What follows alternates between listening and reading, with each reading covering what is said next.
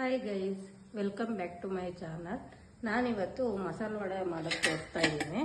ಇದರಲ್ಲಿ ಅರ್ಧ 1/4 kg ತೊಗೊಂಡಿದ್ದೆ, ಅರ್ಧ ಕಡಲೆಬೇಳೆ ಪಾಯಸಕ್ಕೆ ಬಾಯ್ಲ್ ಮಾಡಿದ್ದೀನಿ, ಇನ್ನು ಅರ್ಧ ಉಳಿದಿತ್ತು. ಇದರಲ್ಲಿ 2 ಗ್ಲಾಸ್ ಉಳಿದಿತ್ತು. ಇದನ್ನು ನಾನು ಇದರಲ್ಲಿ 2 ಗ್ಲಾಸ್ ಗ್ರೈಂಡಿಂಗ್ ಮಾಡ್ತೀನಿ, ಮಿಕ್ಸಿಗೆ ಹಾಕೊತೀನಿ.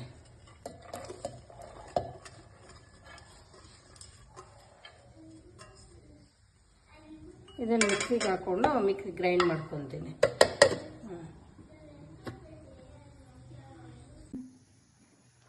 ನೋಡಿ, ಇವಾಗ ನಾನು ಇದನ್ನು ಗ್ರೈಂಡ್ ಮಾಡಿ ಇಟ್ಕೊಂಡಿದ್ದೀನಿ 2 ಗ್ಲಾಸ್ದು. ಇದು ಗ್ರೈಂಡ್ ಮಾಡಿ ಇಟ್ಕೊಂಡೆ. ಫಸ್ಟ್ ನಾನು ಬಾಣಲಿ ಇಟ್ಬಿಟ್ಟು ಎಣ್ಣೆ ಕಾಯೋದಕ್ಕೆ ಇಟ್ಬಿಡ್ತೀನಿ. ಅದು ಎಣ್ಣೆ ಬಾಣಲಿ ಕಾಯಲಿ ಸ್ವಲ್ಪ. ಅಷ್ಟೊಳಗೆ ನಾನು ನೋಡಿ ಇಂಗ್ರೀಡಿಯೆಂಟ್ ಮಸಾಲೆ ವಡೆಗೆ ಒಂದು ಈರುಳ್ಳಿ ಚಿಕ್ಕದಾಗಿ ಕಟ್ ಮಾಡಿ ಇಟ್ಕೊಂಡಿದ್ದೀನಿ, ಸ್ವಲ್ಪ ಜೀರಿಗೆ ಪೌಡರ್ ತೊಗೊಂಡಿದ್ದೀನಿ, ರುಚಿಗೆ ಉಪ್ಪು ತೊಗೊಂಡಿದ್ದೀನಿ, ಕೊತ್ತಂಬರಿ ಸೊಪ್ಪು ಒಂದು 5-6 ಕಡ್ಡಿ ಕಟ್ ಮಾಡಿ ಇಟ್ಕೊಂಡಿದ್ದೀನಿ. ಇದು ಮೆಣಸಿನ್ಕಾಯಿ ಚಿಲ್ಲಿ ಪೇಸ್ಟ್ ರಫ್ ಆಗಿ ಪೇಸ್ಟ್ ಮಾಡಿ ಇಟ್ಕೊಂಡಿದ್ದೀನಿ. ಏನಕ್ಕೆ ಅಂದರೆ ಅದು ಮಸಾಲೆ ವಡೆಗೆ ತಿಂತಾ ಇರಬೇಕಾದ್ರೆ ಚಿಕ್ಕ ಮಕ್ಳಿಗೆಲ್ಲ ಸಿಕ್ಬಿಟ್ರೆ ತುಂಬ ಖಾರ ಆಗುತ್ತೆ, ಅದಕ್ಕೋಸ್ಕರ. ಇದು ಜಿಂಜರ್ ಗಾರ್ಲಿಕ್ ಪೇಸ್ಟ್, ಇದು ಸ್ವಲ್ಪ ಧನಿಯಾ ಪೌಡರು, ಸ್ವಲ್ಪ ಟರ್ಮರಿಕ್ಕು.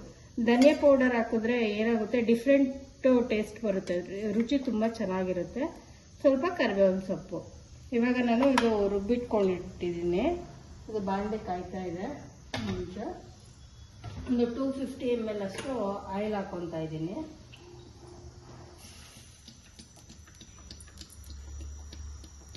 ಸನ್ಪ್ಯೂರ್ ಆಯಿಲ್ ಹಾಕೊತಾ ಇದ್ದೀನಿ. ಅದು ಕಾಯ್ತಾ ಇದೆ. ಅದು ಕಾಯೋ ಅಷ್ಟೊಳಗೆ ನಾನು ಇಂಗ್ರೀಡಿಯೆಂಟ್ನ ಮಿಕ್ಸ್ ಮಾಡ್ಕೊತೀನಿ. ಇದು ಕಡಲೆಬೇಳೆಗೆ ಇವಾಗ ಸ್ವಲ್ಪ ಟರ್ಮರಿಕ್ ಹಾಕೊತಾ ಇದ್ದೀನಿ, ಸ್ವಲ್ಪ ಧನಿಯದ ಪುಡಿ ಒಂದ್ಸರಿ ಹಾಕಿ ನೋಡಿ, ಯಾರು ಹಾಕಲ್ಲ, ನಾನು ಹಾಕ್ತಾ ಇದ್ದೀನಿ. ಒಂದ್ಸರಿ ಹಾಕಿ ನೋಡಿ, ತುಂಬ ಟೇಸ್ಟಾಗಿರುತ್ತೆ. ಇದು ಜಿಂಜರ್ ಗಾರ್ಲಿಕ್ ಪೇಸ್ಟ್ ಹಾಕ್ತಾ ಇದ್ದೀನಿ. ರುಚಿಗೆ ಸ್ವಲ್ಪ ನೋಡಿ ರಫ್ ಆಗಿ ಮೆಣಸಿನ್ಕಾಯಿ ಪೇಸ್ಟ್ ಮಾಡಿರೋದು ಹಾಕ್ತಾ ಇದ್ದೀನಿ. ಇದು ಹಾಕೋದ್ರಿಂದ ಎಲ್ಲರೂ ಆರಾಮಾಗಿ ತಿನ್ಬೋದು, ಏನು ಟೆನ್ಷನ್ ಇಲ್ಲ. ಕೊತ್ತಂಬರಿ ಸೊಪ್ಪು ತೊಳೆದ್ಬಿಟ್ಟು ಕಟ್ ಮಾಡಿ ಇಟ್ಕೊಂಡಿದ್ದೀನಿ.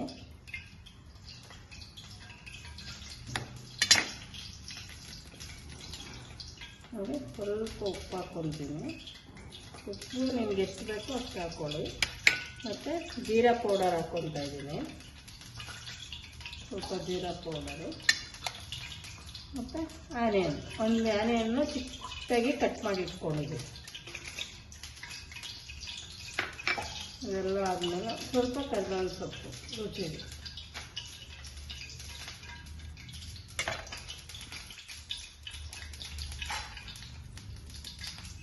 ಇದನ್ನೆಲ್ಲ ಮಿಕ್ಸ್ ಮಾಡಿ ಇಟ್ಕೊಳ್ತೀನಿ.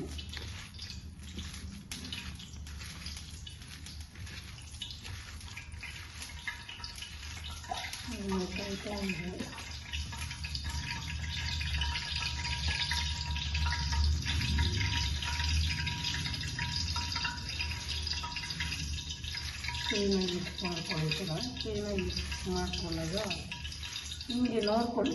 ಒಂದು ಸ್ವಲ್ಪ ಬೇಕು ಅಂದರೆ ಹಾಕ್ಕೊಳ್ಳಿ, ಇಲ್ಲಾಂದರೆ ಇದೇ ಕರೆಕ್ಟಾಗಿದೆ ಅಂತ ಮಾಡ್ಕೊಳ್ಳಿ. ಹಾಗೆ ನನಗೆ ಸ್ವಲ್ಪ ಸಾಲ್ಟ್ ಕಡಿಮೆ ಅನಿಸ್ತಾ ಇದೆ, ಅದಕ್ಕೆ ನಾನು ಇನ್ನು ಸ್ವಲ್ಪ ಸಾಲ್ಟ್ ಹಾಕ್ಕೊಳ್ತೀನಿ.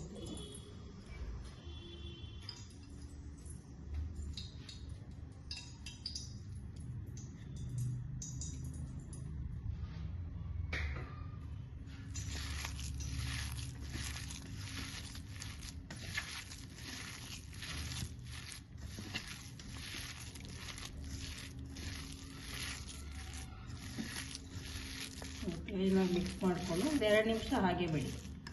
ಹಾಗೆ ಬಿಟ್ಟಾಗ ಅದು ಸ್ವಲ್ಪ ಉಪ್ಪು ಹಾಕಿರ್ತೀವಲ್ಲ, ಅದೆಲ್ಲ ಮಿಕ್ಸ್ ಆಗುತ್ತೆ ನೀಟಾಗಿ. 2 ನಿಮಿಷ ಬಿಟ್ಬಿಡಿ. ಎಣ್ಣೆ ಕಾಯಕ್ಕಿಟ್ಟಿದ್ದೀನಿ, ಕಾಯ್ತಾ ಇದೆ, ಮಿಕ್ಸ್ ಆಗಿರುತ್ತೆ. ಹಿಂಗೆ ಫಸ್ಟು ಒಂದು ಎಷ್ಟು ಹಾಕ್ಕೊತೀರ ಅಷ್ಟನ್ನು ಒಂದೇ ಸಮವಾಗಿ ಒಂದು ಉಂಡೆ ಮಾಡ್ಕೊಳ್ಳಿ, ಆವಾಗ ಎಲ್ಲ ಒಂದೇ ಲೆವೆಲಾಗಿರುತ್ತೆ. ಈ ಥರ ಮಾಡ್ಕೊಳ್ಳಿ. ನಾನೀಗ ಒಂದು 5 ಮಾಡ್ಕೊತೀನಿ, ಯಾಕೆಂದರೆ ನಾನು 5 ಒಟ್ಟಿಗೆ ಹಾಕ್ತೀನಿ, ಅದಕ್ಕೋಸ್ಕರ. ನಿಮ್ಗೆ ಯಾವ ಸೈಜ್ ಬೇಕೋ ಆ ಸೈಜ್ ಮಾಡ್ಕೊಳ್ಳಿ. ಮಾಡಿಕೊಂಡು ಇವಾಗ ಒಂದೇ ಲೆವೆಲ್ಗಿದೆ. ಇವಾಗ ನಾನು ಇಲ್ಲಿಟ್ಕೊಂಡ್ರೆ ಕೆಲವು ಬೆರಳು ಮೇಲೆ ಮಾಡ್ತಾರೆ, ಬೆರಳು ಮೇಲೆ ಮಾಡೋಕ್ಕೆ ಹೋಗಬೇಡಿ.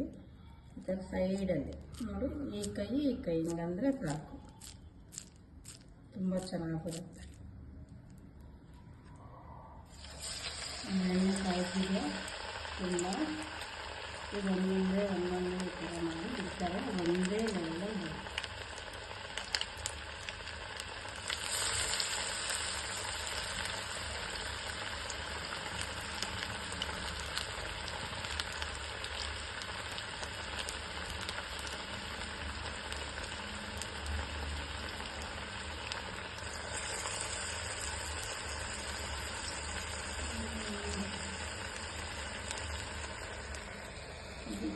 ಇಟ್ಕೊಂಡು ಮಾಡಿದ್ರೆ ಒಂದೇ ಲೆವೆಲ್ ಬರುತ್ತೆ. ಇವಾಗ ಬೆಳ್ಳಲ್ಲಿ ಮಾಡ್ತೇವೆ, ಬೆಳ್ಳಲ್ಲಿ ಮಾಡೋಕ್ಕೆ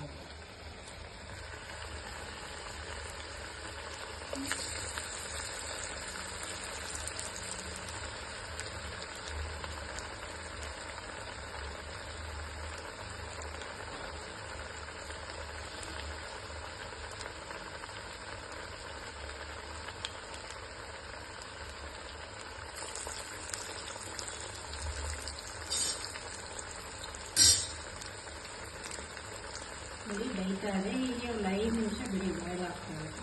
ನೋಡಿ ಗೈಸ್, ಇವಾಗ 5 ಮಿನಿಟ್ಸ್ ಇಂದ 6 ಮಿನಿಟ್ಸ್ ಆಗಿದೆ, ಗೊತ್ತಾಗುತ್ತೆ. ಮೀಡಿಯಂ ಫ್ಲೇಮ್ನಲ್ಲಿ ಬಾಯ್ಲ್ ಮಾಡ್ಕೊಳ್ಳಿ. ನೋಡಿ ಎಷ್ಟು ಚೆನ್ನಾಗಿ ಕಲರ್ ಹಂಗೆ ಒಂದು 2 ಸರಿ ಬೇಯ್ತಾ ಇದ್ದಂಗೆ ಜಸ್ಟ್ ಈ ಥರ ಮಿಕ್ಸ್ ಮಾಡಿ, ಹೀಗೆ ಗೊತ್ತಾಗುತ್ತೆ.